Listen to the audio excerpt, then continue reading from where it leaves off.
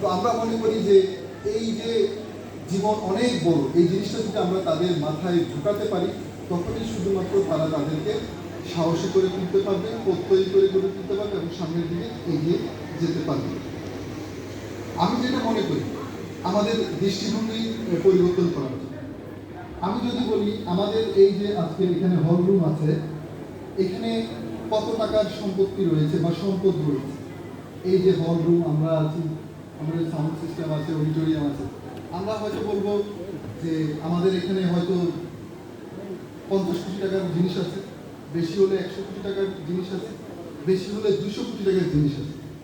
কিন্তু না, আপনি যদি একটু চিন্তা করে দেখেন, আমাদের এই হল রুমে ট্রিলিয়ন ট্রিলিয়ন ডলারের চেয়েও দামি সম্পদ এখানে রয়েছে।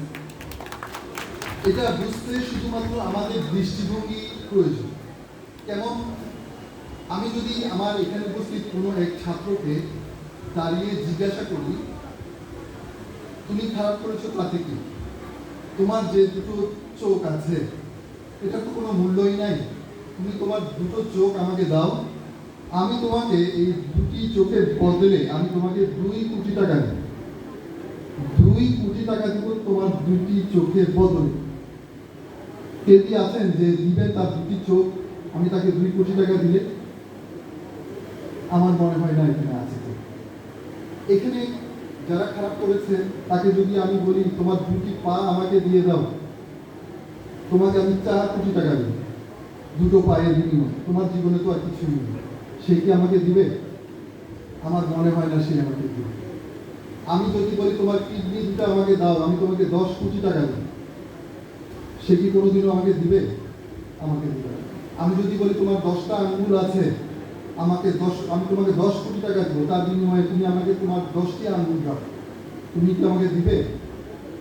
আমি জানি তুমি আমাকে দিবে। আমি যদি শুধু এভাবে চিন্তা করে দেখতে পারি যে আমার শরীরেই আমার আসলে শত শত কোটি কোটি টাকার সম্পত্তি রয়েছে, যেটা আমি নিজেও বুঝতে পারছি। ইভেন আমি যদি জিজ্ঞাসা করি তুমি খারাপ করেছো, তোমার মাকে আমি পৃথিবী থেকে তুলে নিব, তার বিনিময়ে তোমাকে আমি 100 কোটি টাকা দিব, তুমি কি কখনো রাজি হবে? নিশ্চয়ই না। সুতরাং আপনি চিন্তা করে দেখেন, আমাদের মানুষের মধ্যে আল্লাহ তাআলা কত কিছু দিয়েছে, যেগুলো কিন্তু আমরা উপলব্ধি করতে পারছি। এই জন্য সূরা আর রহমানে আল্লাহ তাআলা বলেছেন যে পাবিআইয়ি আলাই